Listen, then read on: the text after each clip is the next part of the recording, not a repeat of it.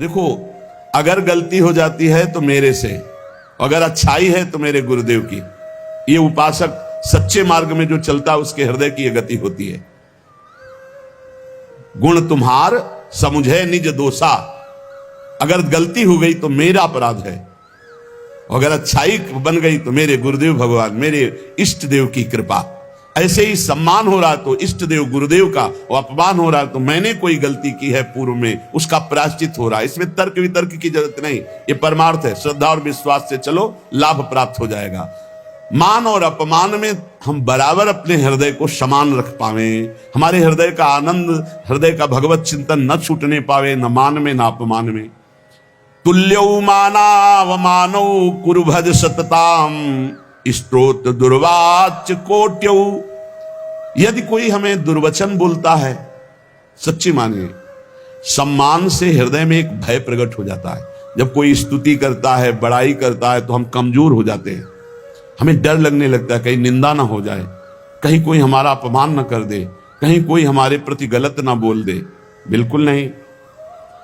ये सम्मान भोक्ता के होने के कारण आपको भय लगा है, नहीं तो आप निडर हो जाएंगे। कोई गाली दे रहा है, ये उसकी रुचि है।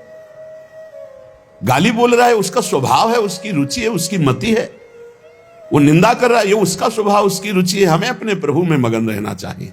दुर्वाच्य कोट्यो, करोड़ों गालियां दे है, फिर भी हमारे हृदय में उसके प्रति द्वेष भाव ना हो, द्रोह भाव ना हो। और स्तोत्र खूब आपकी स्तुति करे, लेकिन आपका प्रिय भाव नहीं होना चाहिए। स्तुति करने वाले पर प्रिय भाव और निंदा करने वाले पर अप्रिय भाव, ये संसारी पुरुष में होते हैं, भक्तों में नहीं होते। भक्तों में क्या भाव होता है? निंदा करने वाले में प्रिय भाव और स्तुति करने वालों में उदास भाव, उदासीन भाव। न प्रियता और न कठोरता, उदासीन भाव। लेकिन निंदा करने वाले में प्रिय भाव। जो निंदा करने वाला है उससे ऐसे जैसे कोई स्तुति करे, तब कैसा हम व्यवहार करेंगे, वैसा निंदा करने वाले के प्रति व्यवहार। यही साधु उमा संत कही, यही बड़ाई, वो मंद करत और ये करत भलाई। जब वो बुरा बोले और हम उसका मंगल प्रिय भाव रखे, तब हमारी साधुता सुरक्षित, तब हमारी भक्ति सुरक्षित। ग्रासा लाभ है महासंपत्ति। सीधा हम वृंदावन वास कर रहे, भजन मार्ग में हमें हो सकता, अब तो बड़ी व्यवस्थाएं हो गई हैं, नहीं पढ़े बड़ी समस्या उदर भरने की ही केवल थी। मथुरा और दूर दूर जाकर के टुकड़े मांग करके रसिक महापुरुषों ने उदर पोषण किया है। बहुत ही कष्टप्रद जीवन, वैराग्य का जीवन बहुत कष्टप्रद। अब तो हर सुविधाएं भगवान दिए, फिर भी अगर भजन न हो, भगवत प्राप्ति की प्रबल इच्छा ना हो, तो फिर जीवन ही बेकार है। बहुत कष्टप्रद जीवन व्यतीत करे महापुरुष जो पीछे हो गए। बड़े बड़े मच्छर, क्योंकि खूब लताएं थी, सांप बिछे, खाने पीने की व्यवस्था नहीं, कोई रहने की व्यवस्था नहीं। आज इस वृक्ष के नीचे, कल उस वृक्ष के नीचे भारी कष्ट सहते हुए प्रियालाल के लिए हर समय तड़पते रहते, रोते रहते। तो आज तो हमें भगवान ने बहुत सुविधा दे दी, ना भूख का चिंतन करने की, ना वास की चिंतन की, ना वस्त्र के चिंतन की, ना औषधि के चिंतन, सब व्यवस्था प्रभु की। अब अगर भजन ना हुआ, भगवत चिंतन ना हुआ, तो फिर धिक्कार है जीवन को। प्रभु ने सब जो चिंतन करने के अवसर थे, सब वो बंद कर दिए। आपको अपने वस्त्र का चिंतन करने की जरूरत नहीं कि कैसे तन ढकें, आपको पेट भरने का कैसे पेट भरें, आप कहां वास करें, इसका भी, आपकी औषधि कैसे, इसका भी कोई चिंतन करने की गुंजाइश नहीं। अब तो अनन्यस चिंतयन्तो माम, अब अनन्य चिंतन करो, क्योंकि वो योगक्षेम का वाहन स्वयं कर रहे। तो कह रहे ग्रासा लाभ है। यदि एक कौरा अन्न मिल जाए 24 घंटे में, तो उतने में ही प्राण पोषण हो जाएगा, और रात दिन भजन करो। श्रीपाद प्रबोधानंद जी कह रहे हैं, कैसे वृंदावन वास करो? अपने को सबसे नीचाति नीच मानकर, दूसरों को सम्मान बढ़ाई देते हुए, अपना जब अपमान हो या सम्मान हो, दोनों में समान भाव रखें। और कोई हमें गाली दे या स्तुति, हम उससे अपने हृदय को बचाए। और एक कौरा भी अन्न मिल जाए तो उससे प्राण पोषण कर ले। और द्वित सुहृद तुल्य भावः, बहुत बढ़िया बात है। परिवार की ममता छोड़ दे। देखो, हमारी प्रार्थना है, यदि आप मोबाइल अत्यंत आवश्यक है तो कसम खा करके लीजिए कि गंदी बातें नहीं देखेंगे, प्रपंच नहीं देखेंगे। नहीं, बहुत हम कह रहे सुबह से शाम तक मोबाइल इतना है, आराम से समय कट जाएगा बिना भजन के, बिना चिंतन के। देखते रहो, इतनी रीलें, इतने सब प्रपंच भरे। और प्रायः चूक हो रही है, दिव्य समय को व्यर्थ किया जा रहा है इन बातों से। बैठे बैठे जो बस मोबाइल में लगे हैं, मोबाइल में ऐसे अंगुली ऐसे करते रहते हैं, वो गया फिर दूसरा फिर तीसरा, क्या मिलेगा आपको? आपका समय नष्ट हो रहा है। अच्छा, घर परिवार से जब वैरागी हो गए हो तो बात क्यों करते हो? क्या जरूरत है? अरे भगवान को समर्पित कर दिया, वो देखें। या तो वैरागी न बनो, जाओ कपड़ा लत्ता पहनकर घर में मेहनत करो, माता पिता की सेवा करो, परिवार का सेवन भगवत भाव से करके, भजन करके, भक्ति के द्वारा भगवान को प्राप्त करो। दो मार्ग हैं, एक निवृत्ति और एक प्रवृत्ति। अब मार्ग तो रखे और निवृत्ति का कार्य कर रहे सब प्रवृत्ति के, तो कैसे बात बनेगी? अपने मार्ग में चलो। अगर घर से प्रवृत्ति मार्ग से निकल पड़े हो, निवृत्ति मार्ग में आ गए हो घर की स्वीकृति लेकर के, तो फिर अब चाहे मर जाए कोई, अब दोबारा उसकी स्मृति नहीं और वहां जाना नहीं। ये नियम लो, परमार्थ के नियम हैं। रात दिन अगर परिवार से बात, रिश्ते नातेदारों से बात करोगे मोबाइल रख करके, तो और किसी की हानि नहीं कर रहे, आप अपनी हानि कर रहे हैं। निवृत्ति परक जो आपका जीवन है। और बहुत सावधान। हमें लगता है कि अगर सुनने के लिए तो और यंत्र ले लो, सत्संग भर लो। एक चिप में 300 घंटे के सत्संग हैं, 300 घंटा सत्संग। हमें लगता है कि अगर एक सत्संग 1 घंटा का रोज सुनो तो 365 दिन साल में होते, तो 1 साल 1 चिप चलेगी। सुनने वाला रख लो। और अगर आपका बहुत ऐसा है कि आप कोई अलग रहते हैं और आपको सिलेंडर इन सब की जरूरत है, तो एक वो 2000 वाला मोबाइल रख लो। ये टच वाला क्यों रखते हो? इसी में सारे जहर हैं। छोटे वाले में तो हमें लगता कुछ दिखाई नहीं देता, उसमें चित्र तो आते नहीं। ऐसा करना चाहिए साधक को। ये जिनकी बहुत बड़ी बड़ी सेवाएं हैं वो बात अलग है। नहीं, हमारी प्रार्थना है बाहरी भी साधकों से, अपने यहाँ तो जिनको सेवा उन्हीं के पास मोबाइल है, अन्यथा नहीं है। बाहरी साधकों, ये मोबाइल बहुत जहर है। भगवत प्राप्ति के बाधा के लिए कलयुग ने बड़ी भारी रचना रच दी है। और अगर नियम संयम से प्रयोग करो तो बड़ा सहयोगी है। सत्संग सुन लो आप इससे, मोबाइल से। कोई विपत्ति वाली बात है तो आप सूचना दे सकते हो। बहुत तरह से बचाव पक्ष इसमें है, लेकिन फसाव पक्ष बहुत ज्यादा है। फसाव पक्ष से जिनकी बचने की सामर्थ्य, वही मोबाइल रखे। साधक तो बिल्कुल जहर समझे, मार देगा भैया, बिल्कुल मार देगा, बिल्कुल मार देगा। हर समय हम देखते हैं, चाहे छोटा बच्चा हो चाहे बड़ा हो, एकांत तो बैठे चल भी रहे हैं तो कान में बटन से लगे रहते हैं और बात करते, घूम रहे जैसे ना बात करते, और समय बर्बाद कर रहा है, और खोदे चला जा रहा है संसार की बातें। और क्या, राधे राधे मेन बात कर लो, बस काट के रख दो, भजन आओ कान में लगाए बस, और समय बर्बाद मत करो। यहां कह रहे हैं कि सुहृद तुल्य भाव, अगर तुमसे कोई शत्रुता का भाव करता है तो तुम भगवत भाव करो, और अगर कोई प्रीता का भाव करता है तो भगवत भाव करके राग रहित रहने के लिए उससे ज्यादा प्रियता मत करो। ये भगवत मार्ग है। घर परिवार वालों से तो प्रभु यदि निवृत्ति मार्ग में हो तो भूल जाओ कि तुम कहां पैदा हुए थे। इसलिए उपासक बहुत सावधान, हमारी बात मान लेना। यदि निवृत्ति मार्ग में चले हो तो परिवार से संबंध छोड़ दो, पैसे का बल छोड़ दो, किसी से दोस्ती मत करो, शत्रुता तो किसी से भूल के मत करो। तो एकमात्र भगवान का भरोसा, सब व्यवस्था हो जाएगी। सब व्यवस्था मान लीजिए, सब व्यवस्था हो जाएगी। विश्वास कीजिए, हमारी बात पर विश्वास कर लीजिए। किसी का सहयोग, और विरक्त होकर घर से लेके खाना है तो जहर खाना है। जहर का मतलब समझते हो? जैसे जहर खाते हो हमें मार देता है, ऐसे ही हमारे वैराग्य को मार देगा। पूज्य श्री रघुनाथ दास गोस्वामी जी को उनके पिता बहुत बड़े आदमी थे, मजूमदार, खूब धन वैभव। जब देखा कि बेटा जगन्नाथपुरी में वैराग्य, तो यहां से हलवाई, सामग्री, रुपया, पैसा सब भेजा।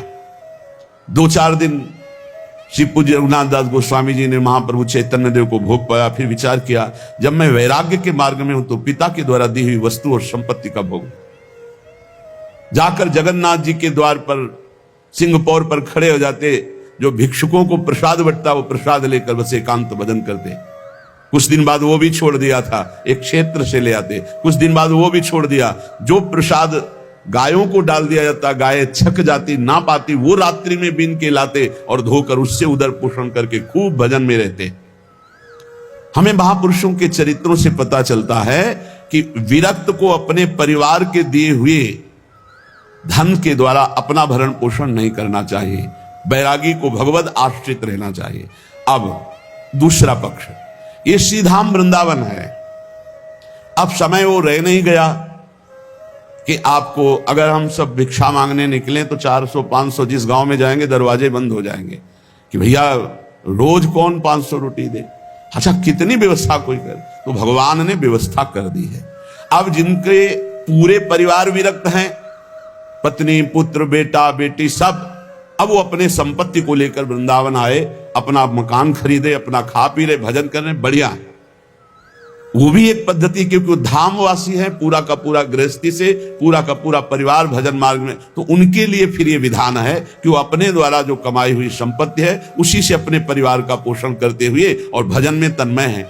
लेकिन जो नौजवान है, गृहस्थी में प्रवेश नहीं हुए और घर छोड़कर सीधा वृंदावन या भगवत मार्ग स्वीकार भूलकर भी परिवार का पैसा तो स्वीकार करे। समझ रहे हो, हमने दो भाव यहां प्रकट किए। जो एक गृहस्थी पूरा का पूरा परिवार विरक्त होकर रह रहा है, वो अपनी कमाई के द्वारा मकान खरीदा, वास की व्यवस्था, भोजन की व्यवस्था, पूरा परिवार भजन में लगा है, प्रणाम है, अच्छा है, चलो। धाम के कारण। और जो गृहस्थी में नहीं गए और विरक्त होकर, उनको परिवार का दाना नहीं खाना चाहिए। मांगो, भगवद आश्रित रहो आकाश वृत्ति से, या जैसे तुम्हारा जीवन केवल भगवद आश्रित रहो। अपने सुहृद जनों के द्वारा दी हुई सुविधाएं स्वीकार करने से भगवद आश्रय में बाधा पड़ जाती है।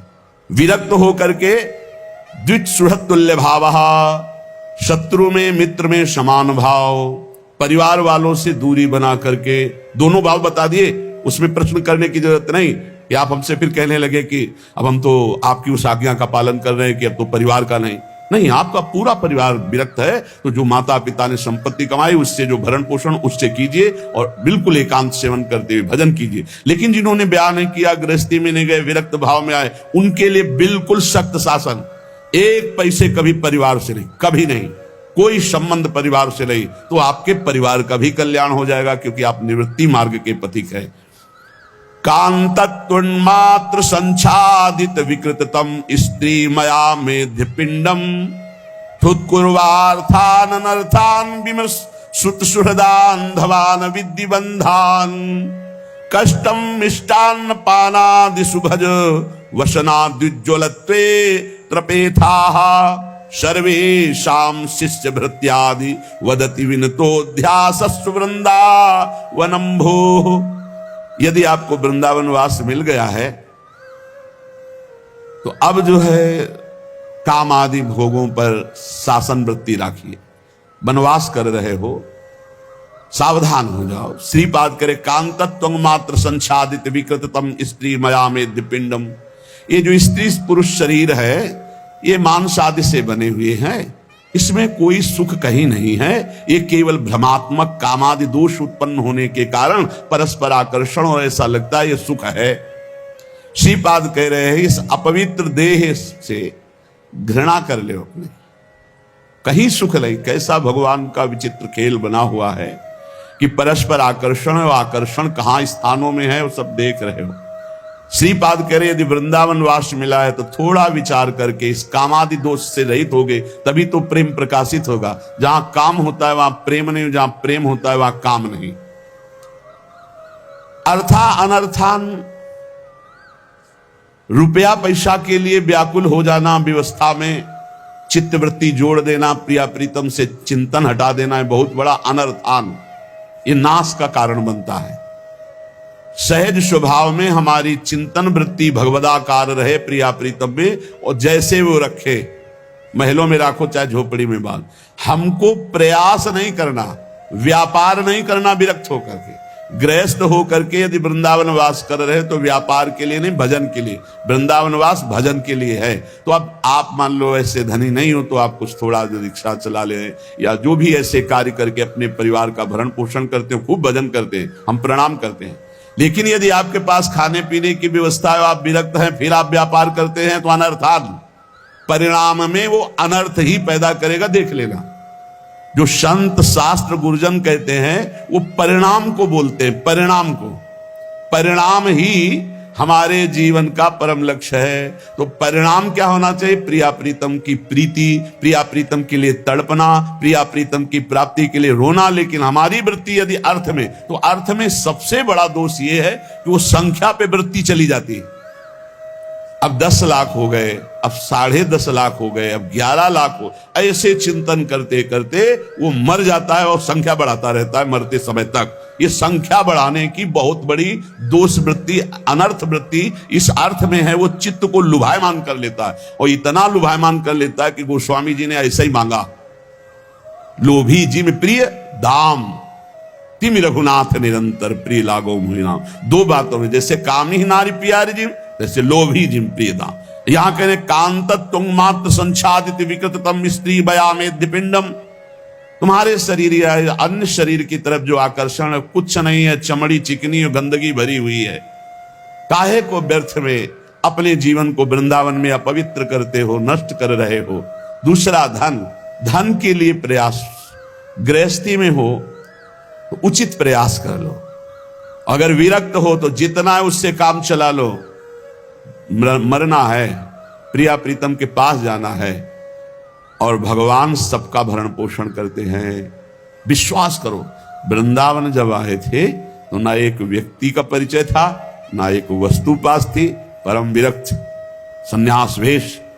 जब श्री जी ने स्वीकार किया और व्यवस्था की जरूरत है, देखो आप सब बैठे हो, कभी किसी से गुरु कृपा से मांगने वाली बात ही नहीं, अपने आप वो सब व्यवस्था करती। तो भगवत व्यवस्था में अपना कोई अहम नहीं रहता। जैसे कभी एको बार इस स्मृति में नहीं आया होगा कि मेरी राधा के लिए कुनी, कभी नहीं, श्री जी का विधान चल रहा है, मेरा तो कहीं कुछ नहीं है। अब जब शरीर छूटेगा तो ये थोड़ी ध्यान आएगा कि इसकी कौन देख रेख करे, क्योंकि हमने देख रेख किया ही नहीं, हमने बनाया ही नहीं, हमारा है ही नहीं। राधा राधा राधा, हमारी तो श्री जी हैं और श्री जी का चिंतन हो रहा है। अब श्री जी जो व्यवस्था की, उनकी व्यवस्था है, उन्हीं की व्यवस्था, उन्हीं को समर्पित। ये धन की जो बढ़ोतरी करने की भावना विरक्त होकर होती है, ये अनर्थ पैदा कर देगी आखिरी में। अरे अब तो गुजारा करो, केवल जिस पर तुम्हारा ममत्व होगा वही आखिरी चिंतन होगा। ममत्व का विषय श्री जी हो। देखो, जब कोई आवश्यकता होती है उसकी व्यवस्था श्री जी से होती है ना, बड़ा हृदय में शीतलता रहती है। देखो कितना स्वामी जी देख रहे हैं कि अगर आवश्यकता है, हमने देख रहे, एक एक बात को देख रहे। बिछाने वाले की आवश्यकता है कालीन की, तो 2 ही 4 दिन में कोई आ जाएगा, वो अपने आप कालीन आकर के कटवा करके रख जाएगा, बिना कहे बिना मांगे। और उसे पूछो, बोले 2-3 दिन से चिंतन चल रहा था कि क्या सेवा, क्या से हमारे मन में आया कि ये सेवा तो स्वीकार कर लेंगे और हम ये ले। तब ये लोग कहते हैं इतनी बड़ी कालीन आई। हम कहा हाँ, बिछाने के लिए सत्संगियों के श्री जी अपने आप जो विश्वास। तब आपको पता चलेगा श्री जी की जिम्मेवारी है योगक्षेमम वहाम्यहम, तो वो देखो कर रहे। तुम्हारी जिम्मेवारी है अनन्य चिंतयन्तो माम, तुम अनन्य चिंतन श्री जी का करो, वो तुम्हारी सब व्यवस्था को देख रहे, निवृत्ति परक। और जो गृहस्थी में है तो उचित कर्मों का धर्मानुष्ठान करते हुए अपने जीवन यात्रा को पूरी करें। जो अर्थ है वो अनर्थ का स्वरूप है, अनर्थ का स्वरूप। यदि वो भगवद आश्रित होकर जिए, अर्थ के आश्रित नहीं, अर्थ आश्रित हो गए तो अनर्थ पैदा कर देगा। अभी बातें केवल जीवन में उतार ले तो भगवत प्राप्ति बिल्कुल नजदीक है। सुत सुहृदान धवान विद्धि बंधान, ये स्त्री पुत्र आदि का राग अंधा कर देता है, अज्ञान अंधकार में बांध देता है। बहुत विचित्र है, भगवान कृपा करे। इसीलिए कहा है गृह कारज नाना जंजाला, तेति दुर्गम शैल विशाला, यही शरावत अति कठिनाई, राम कृपा बिनु आए न जाई। बिना भगवान की कृपा के न संत समागम मिलता है, न भजन मिलता है। ऐसे लोग फंसे हुए हैं, बस वही लड़का बच्चा परिवार, उनको यही लगता है बस यही जीवन है, यही सब कुछ है। पहली बार मानो सृष्टि में जन्मे उनको ऐसा लग रहा है। हाँ, जरा सा शरीर में कुछ हो जाए हाहाकार मच गया। लड़का के कुछ हो जाए तो लड़का भी परेशान, पिता भी परेशान, पूरा परिवार परेशान। अरे थोड़ा धैर्य पूर्वक सोचो, तुम जन्मे किस देश में हो? इसका नाम है मृत्यु देश, मृत्यु लोग। कोई न कोई कारण बनेगा, कोई न कोई मरेगा, कोई न कोई जाएगा, कोई न कोई आएगा। ये आना जाना इस देश में लगा हुआ है। इसलिए भाई यहां कमाने आए हो, कमा लो। कौन सा धन? अविनाशी धन, भगवत नाम, भगवत रूप, भगवत लीला, भगवत धाम। कह रहे हैं कि जो स्त्री पुत्र सुहृद आदि में आसक्त चित्त हैं, अंधे हो जाते हैं। इनको मृत्यु का भय नहीं रह जाता। इनको ये नहीं दिखाई दे रहा मैं किस लिए आया था और क्या कर रहा हूं। हम ये नहीं कह रहे कि सब विरक्त हो जाओ, हिम्मत ही नहीं विरक्त होने की। तो कम से कम उनमें भगवत भाव करके नाम जप करते हुए धर्म पूर्वक रहो तो तुम्हें वही कृपा प्राप्त हो जाएगी। पर नहीं, जो धर्म पूर्वक चलता है वहां सुख होता है, अधर्म में सुख नहीं है। इसलिए कह रहे सुत सुहृद बांधवान विद्य बंधान, ये बड़ा बंधन है अज्ञान अंधकार का। इसी बंधन से मुक्त होने के लिए तुम्हें मनुष्य शरीर मिला है। कुछ लोग कहते हैं, बड़े प्रश्न करता है, हमें लगता है कि भगवान आकर के सबको समझावें तो भी प्रश्न खत्म नहीं होंगे। प्रश्न करते हैं कि आप कहते हो अन्य योनियों से कोई कर्म होते नहीं, मनुष्य योनि बड़ी दुर्लभ है, तो फिर ये भोगना कौन से कर्म का पड़ता है? आप कहते हो पीछे के कर्मों का भोग भोग रहे हो। बड़ी बुद्धि लगाते हैं निगेटिव में, पॉजिटिव में नहीं लगाते। भैया कोई पहली बार मनुष्य बने हो? लाखों करोड़ों असंख्यों बार मनुष्य बन चुके हो। भगवान ने आपको हर बार चांस दिया है, लेकिन आप हर बार वही चूक करते हो जो इस बार भी कर रहे हो। इस बार तो होश में हो जाओ। एक एक कर्म का बहुत बड़ा बड़ा दंड मिलता है। यही देख लीजिए, 10 मिनट को कर्म हुआ और उसका फल आजीवन कारावास, 1 लाख रुपया जुर्माना। अब विचार करो, एक कर्म, ऐसे तुमसे लाखों अरबों पाप अपराध हुए, तो अन्य योनियों में भटकते भटकते देखकर फिर हरि कृपा करते, फिर मनुष्य जन्म देते, पर फिर वही चूक कर देता है, फंस जाता है अपने परिवार के राग में, पापाचरण करने लगता है। श्रीपाद कह रहे हैं, कष्टम मिष्टान्न पानादि सुभज वसना द्विज्वलत्वे त्रपेथाः। यदि तुम्हें अच्छे अच्छे पदार्थ वृंदावन में खाने को मिले तो कष्ट मान करके उनको छोड़ दो, क्योंकि ये भजन नहीं होने देंगे, अच्छे पदार्थ नहीं होने देंगे, डंडा चलवाएंगे, एक दूसरे की खोपड़ी फुरवाएंगे। जब तुम्हारा अर्थ पे बुद्धि रहेगी, स्वादिष्ट अन्न पे बुद्धि रहेगी, हम आपको सच्ची कहते हैं, जो अर्थ पे बुद्धि रखते हैं विरक्त होकर, वो घर पैसे भेजते हैं। क्योंकि पैसा जब एकत्रित होगा, सुख सामग्री एकत्रित होगी, तो वो घर ले जाने, क्योंकि वही राग है, प्रभु से तो अनुराग है नहीं। और कुछ ऐसे हैं जिनका प्रभु से अनुराग है, तो हमने देखा बिहारी जी के दरवाजे पे बैठ के वो पद गाया करते थे। बड़े सुंदर सुंदर महापुरुषों के, रहीम जी के, रसखान के, बड़े बड़े महापुरुषों, उनको जो पैसा मिलता उससे जीवन यापन करते, जो बचता तो राम जी भाई सत्संग भवन में एक दिन बहुत सुंदर प्रसाद सबको पवाया जा रहा था भक्तों को। तो पूछा कि वो महात्मा जो है सबसे हाथ जोड़ जोड़ के, ये महात्मा, बोले यही तो करवा रहे भाई, तो भिक्षावृत्ति से जीते। बोले जो बच जाता है उससे। ऐसे कुछ ऐसे विरक्त भिक्षुक स्वभाव वाले महापुरुष कि अपना शरीर पोषण किया और शेष संतों की सेवा में। नहीं तो घर की प्रियता आती है, विरक्त होकर घर पैसे भेजने का मतलब है कुल परिवार का पतन, कुल परिवार का पतन। साधु भाव में आकर के, भगवत भाव में आकर के जो हमको धन मिलता है वो संत सेवा के लिए, भगवत सेवा के लिए। यदि चाचा भतीजा इनको सब ना नरक ही जाना पड़ेगा, पक्की बात समझ लो, दुर्गति पक्की है। इसके लिए हमें एक प्रमाण मिला, भक्तमाली जी महाराज वो पधार चुके, वो बता रहे थे कि स्वप्न में एक बड़े महापुरुष वो अपने भाई को कुछ लाख रुपए दिए थे। वो आके महान थे बहुत बड़ी जगह के, तो उन भाई आए और बोले बेटी का ब्याह इतने लाख रुपया दे दो, बाद में हम ब्याज सहित दे देंगे। तो उन्होंने दे दिया। अब उनको लगा मेरे भाई है क्या देना है, वो 2-4 बार कहे, वो दिया तो नहीं, तब तक उनका शरीर पूरा तो वो प्रेत योनि को प्राप्त हुई। अब और भी जो लीला हुई हो, फिर उन्होंने स्वप्न में आकर भक्तमाली जी से कहा कि हमारा ऐसा ऐसा ऐसा, आप वो पैसा निकलवा कर भाई से और संत भंडारा कर दो तो हमारी मुक्ति हो जाए। ये एक एक रुपया जो श्री जी के लिए आवे, जो संत सेवा के लिए आवे, जो गौ सेवा के लिए, जहां जिसके लिए आया उसको वही खर्चा कर दो, तो आपका सेवा बन जाएगी और भगवत मार्ग। तो ये कह रहे कि जो मिष्ठान आदि हैं, अच्छे अच्छे पदार्थ, ये बहुत होश में खाओ पियो। ये कर्जा है, अगर भजन नहीं होगा तो, हाँ पक्का समझ लो कर्जा है। ये बुद्धि खराब कर देगा, भजन नहीं होने देगा। इसलिए श्रीपाद करे कष्टम मिष्टान्न पानादिषु। जब आप ब्रह्मचारी रहेंगे तो आपके शरीर में जैसे कोई इंजेक्शन लगा दे ना, बिजली दौड़े, ऐसे शरीर में एकदम बिजली दौड़ती है। बहुत होश में खान पान करो, रूखा सूखा खाए के ठंडा पानी पियो। सत्संग को ये भगवत प्राप्ति के लिए है, तो इन बातों को मानिए आप। ये अच्छे पदार्थ दूसरे का कर्जा लेना है, ये ना समझो कि अरे बहुत। पंडित रामकृष्ण